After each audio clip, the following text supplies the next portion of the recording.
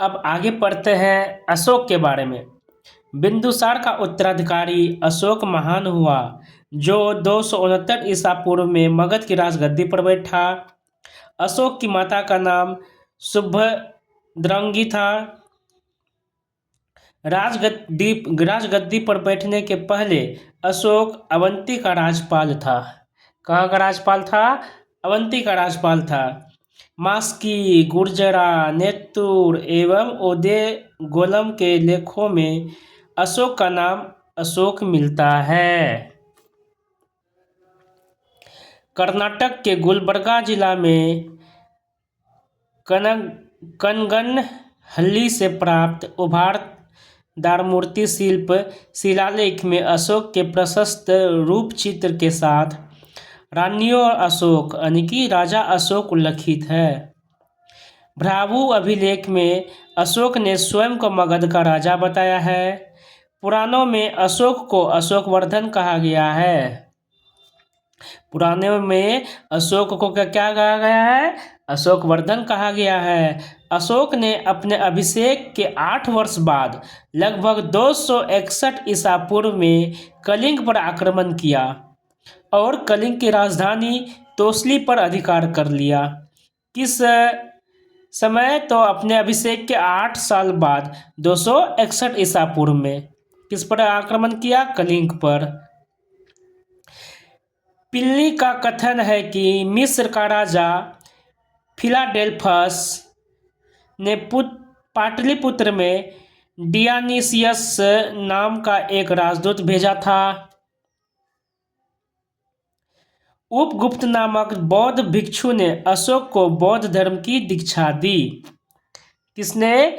उपगुप्त नामक बौद्ध भिक्षु ने अशोक को बौद्ध धर्म की दीक्षा दी। नोट: अशोक पहले ब्राह्मण धर्म का अनुयायी था। कल्हन के रासतरंगिणी से पता चलता है कि वह शैव धर्म का उपासक था। निग्रोध के प्रवचन सुनकर उसने बौद्ध धर्म को अपना लिया। अहरौरा लेख में यह घोषणा की गई कि अशोक अभिव्यक्ति रूप से बौद्ध धर्म का अनुयायी था। और आगे पढ़ते हैं अशोक के प्रमुख शिलालेख एवं उनमें वर्णित विषय।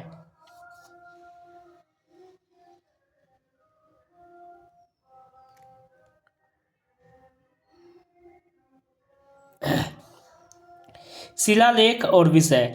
पहला शिलालेख, इसमें पशु बलि की निंदा की गई। अशोक के पहले शिलालेख में क्या कहा गया है?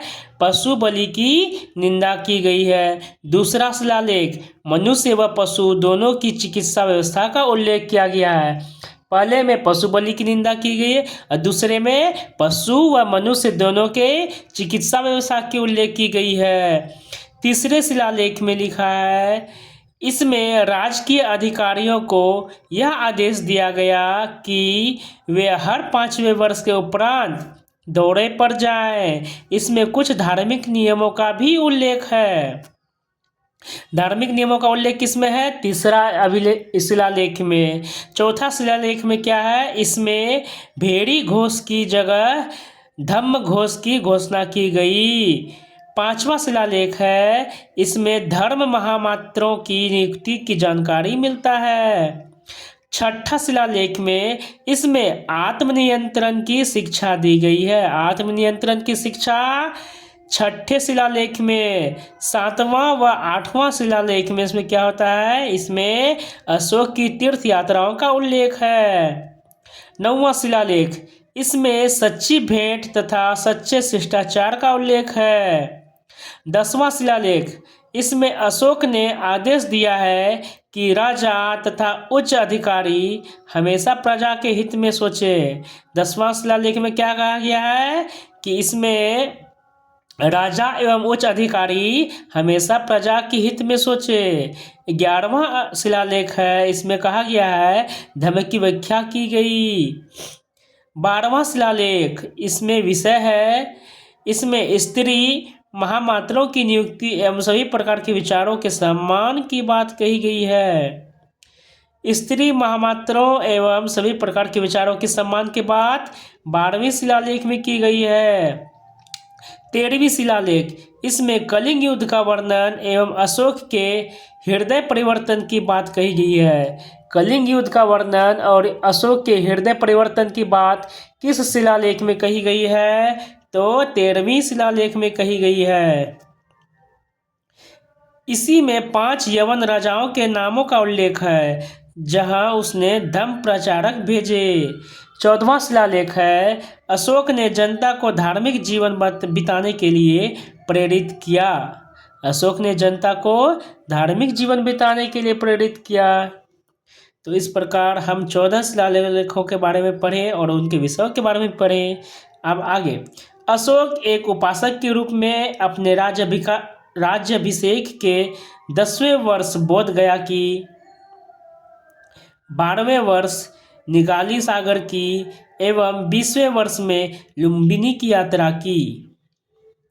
10वें वर्ष में बोध गया की, 12वें वर्ष में निगाली सागर की एवं 20वें वर्ष में लुम्बिनी की यात्रा की। अशोक ने आजीविकों को रहने हेतु बराबर की पहाड़ियों में 4 गुफाओं का निर्माण करवाया जिनका नाम कर्ज, चौपार, सुदामा तथा विश्व झोपड़ी था। अशोक के पौत्र दशरथ ने आजीविकों को नागार्जुन गुफा प्रदान की थी। अशोक के 7वें स्तंभ लेख में आजीविकों का उल्लेख किया गया है तथा महामात्रों को आजीविकों के हितों का ध्यान रखने के लिए कहा गया है। अशोक ने बौद्ध धर्म के प्रचार के लिए अपने पुत्र महेंद्र एवं पुत्री संघमित्रा को श्रीलंका भेजा। अशोक ने बौद्ध धर्म के प्रचार के लिए किसको श्रीलंका भेजा? अपने पुत्र महेंद्र को एवं अपनी पुत्री संघमित्रा को। बौद्ध परंपरा और उनके लिपियों के अनुसार अशोक ने 84,000 स्तूपों का निर्माण किया था। कितने स्तूपों का निर्माण किया था? 84,000। भारत में शिलालेख का प्रचलन सर्वप्रथम अशोक ने किया। अशोक के शिलालेखों में ब्राह्मणी, खरोष्ठी, ग्रीक एवं अरमाइक लिपि का प्रयोग हुआ है। अशोक के शिलालेख में किस किस लिपि का प्रयोग हुआ है? ब्राह्मणी लिपि का, खरोष्ठी लिपि का, ग्रीक लिपि का एवं अरमाइक लिपि का।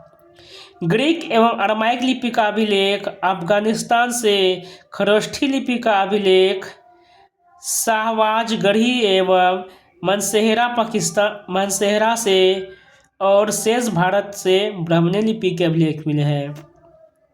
ग्रीक एवं अरमाइक लिपि का अभिलेख कहाँ से? तो अफगानिस्तान से। खरोष्ठी लिपि का अभिलेख कहाँ से? तो शाहबाजगढ़ी एवं मनसेहरा जो कि अभी पाकिस्तान में वहाँ से मिला है।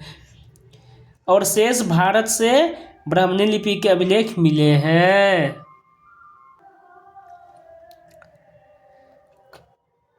खरोष्ठी लिपि दाईं से बाईं ओर लिखी जाती थी। खरोष्ठी लिपि दाईं से बाईं की तरफ लिखी जाती थी। अशोक के अभिलेखों को 3 भागों में बांटा जा सकता है। पहला शिलालेख, दूसरा स्तंभ लेख, तीसरा गुहालेख। अशोक के शिलालेख की खोज 1750 ईस्वी में पाद्रेती फैनथेलर ने की। अशोक के शिलालेख की खोज 1750 ईस्वी में किसने की? पाद्रेती फैनथेलर ने की थी। इसकी संख्या 14 है। अशोक के अभिलेख पढ़ने में सबसे पहली सफलता 1837 ईस्वी में जेम्स प्रिंसेप को हुई। अशोक के शिलालेख को पढ़ने में सबसे पहली सफलता किनको हुई? जेम्स प्रिंसेप को। ईस्वी थी 1837।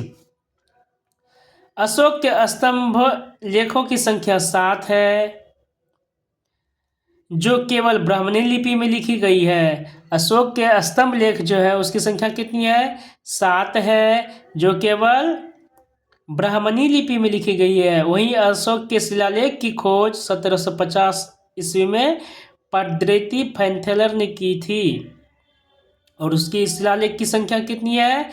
14 और स्तंभ लेख की संख्या 7। मौर्य प्रांत और राजधानी, कुछ यह महत्वपूर्ण पॉइंट है।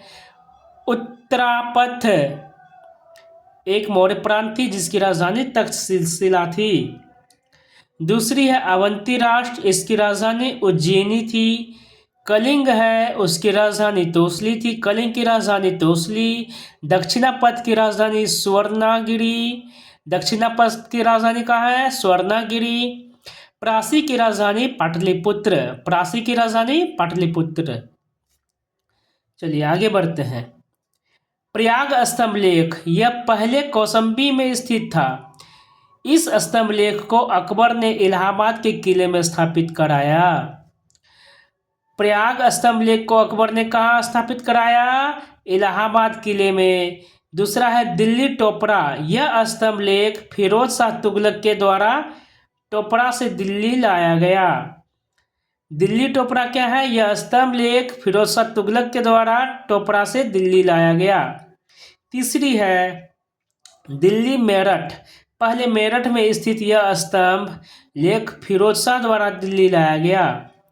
चौथा रामपुरवा, यह स्तंभ लेख चंपारण में स्थापित है। इसकी खोज 1872 में कार्लायल ने की थी। पांचवा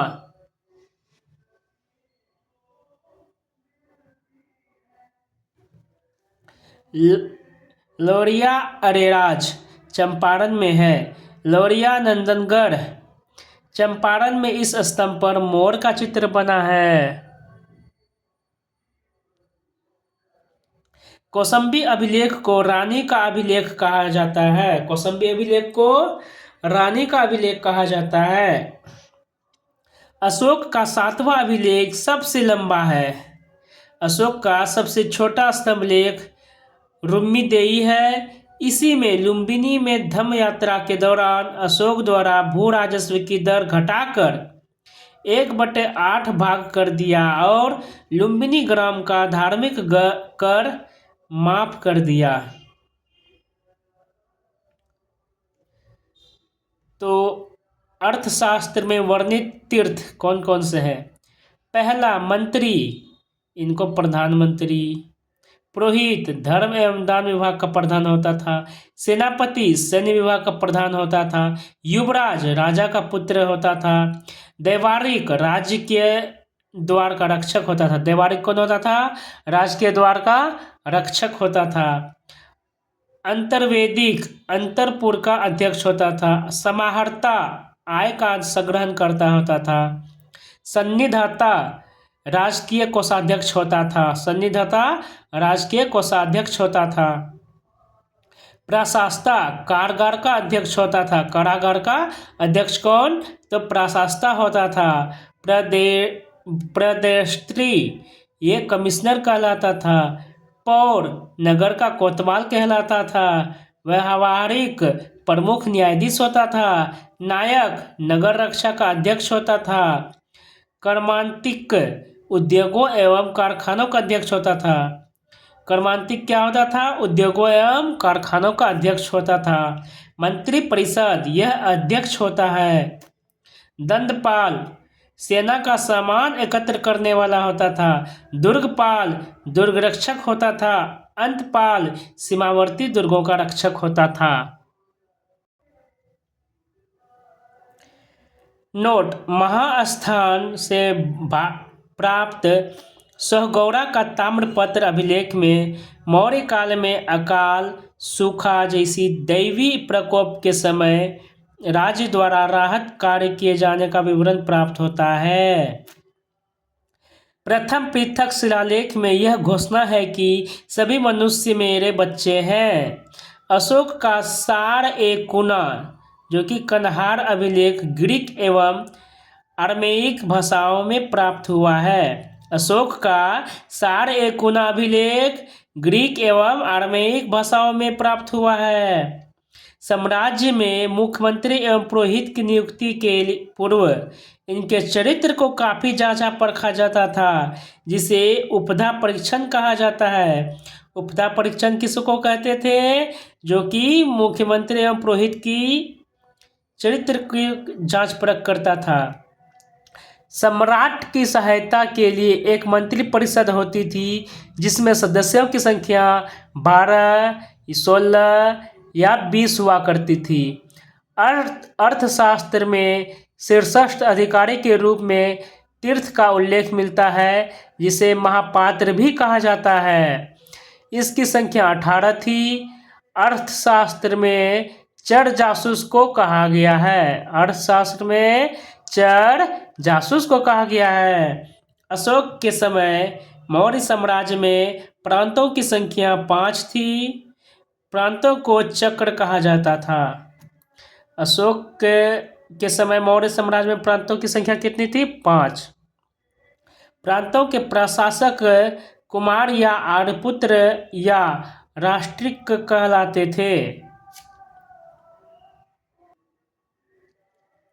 प्रांतों का विभाजन विषय में किया गया था, जो विषयपति के अधीन विषयपति के अधीन होते थे। प्रशासन की सबसे छोटी इकाई ग्राम थी, जिसका मुखिया ग्रामिक कहलाता था। प्रशासकों में सबसे छोटा गोप था, जो 10 ग्रामों का शासन संभालता था। प्रशासकों में सबसे छोटा गोप था, जो 10 ग्रामों का शासन संभालता था। मेगास्थनीज के अनुसार नगर का प्रशासन 30 सदस्यों का एक मंडल करता था, जो 6 समितियों में विभाजित था।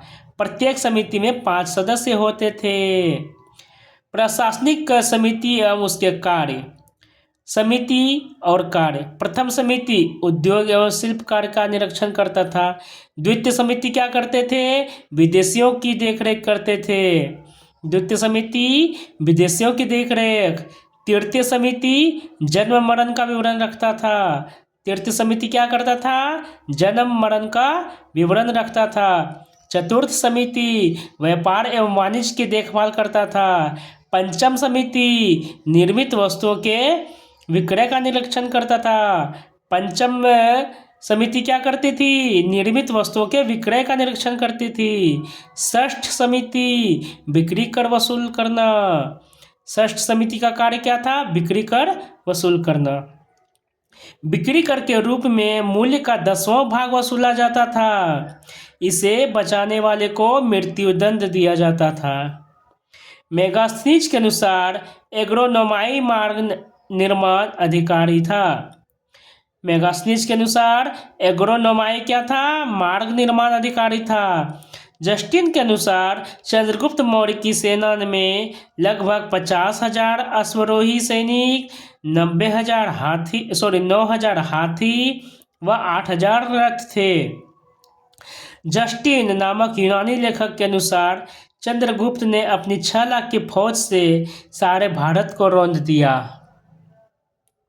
यह बात सही भी हो सकती है और नहीं भी, लेकिन यह सही है कि चंद्रगुप्त ने पश्चिमोत्तर भारत को सेल्यूकस की गुलामी से मुक्त किया। किस भारत को?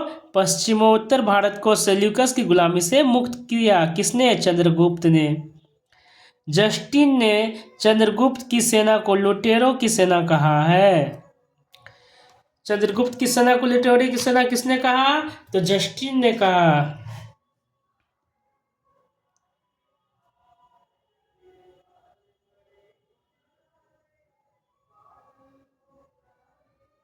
युद्ध क्षेत्र में सेना का नेतृत्व करने वाला अधिकारी नायक कहलाता था। सैन्य विभाग का सबसे बड़ा अधिकारी सेनापति होता था। और प्लिनी नामक यूनानी लेखक के अनुसार चंद्रगुप्त की सेना में 6 लाख पैदल सिपाही, 30,000 घुड़सवार एवं 9,000 हाथी थे। कितने सेना थे? पैदल सिपाही 6 लाख और घुड़सवार सिपाही 30,000। मेगास्थनीज के अनुसार मौर्य सेना का रखरखाव 5 सदस्यीय 6 समितियां करती थी। मौर्य प्रशासन में गुप्तचर विभाग। मौर्य प्रशासन में गुप्तचर विभाग,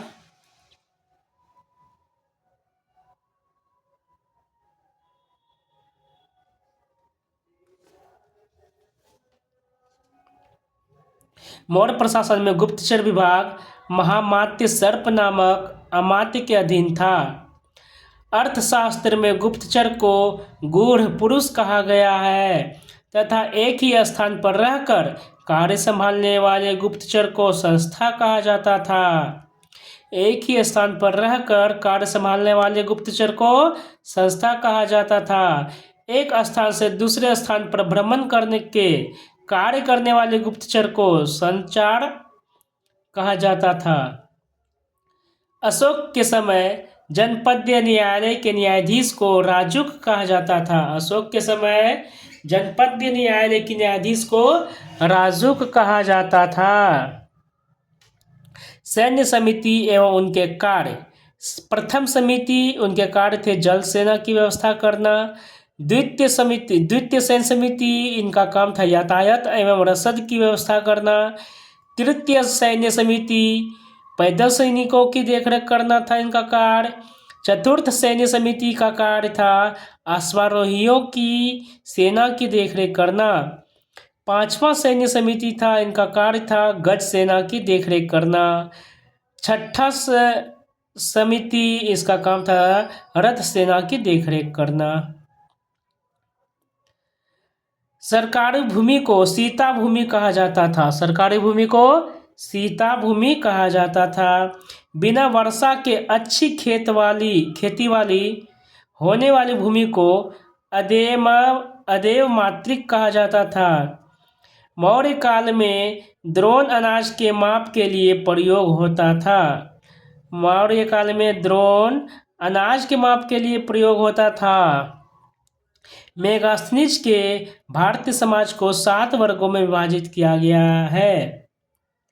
मेगास्थनीज ने भारतीय समाज को 7 वर्गों में विभाजित किया है। पहला है दार्शनिक, दूसरा है किसान, तीसरा है अहीर, चौथा है कारीगर, पांचवा है सैनिक, छठा है निरीक्षक एवं सातवां है सभासद।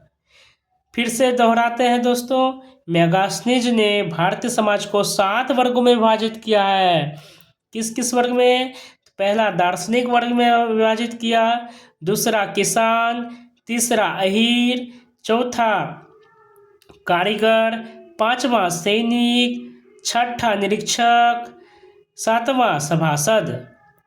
स्वतंत्र वेश्यावृत्ति को अपनाने वाली महिला रूपा जीवा कहलाती थी। स्वतंत्र वेश्यावृत्ति को अपनाने वाली महिला रूपा जीवा कहलाती थी। नंद वंश के विनाश करने में चंद्रगुप्त मौर्य ने कश्मीर के राजा प्रवर्तक से सहायता प्राप्त की थी। नंद वंश के विनाश करने में चंद्रगुप्त मौर्य ने कश्मीर के राजा प्रवर्तक से सहायता प्राप्त की थी। मौर्य शासन का 137 वर्षों तक रहा। भागवत पुराण के अनुसार मौर्य वंश में 10 राजा हुए, जबकि वायु पुराण के अनुसार 9 राजा हुए। भागवत पुराण के अनुसार मौर्य वंश में कितने राजा हुए? 10, जबकि वायु पुराण के अनुसार 9 राजा हुए। मौर्य वंश का अंतिम शासक बृहद्रथ था। मौर्य वंश का अंतिम शासक कौन था? बृहद्रथ था।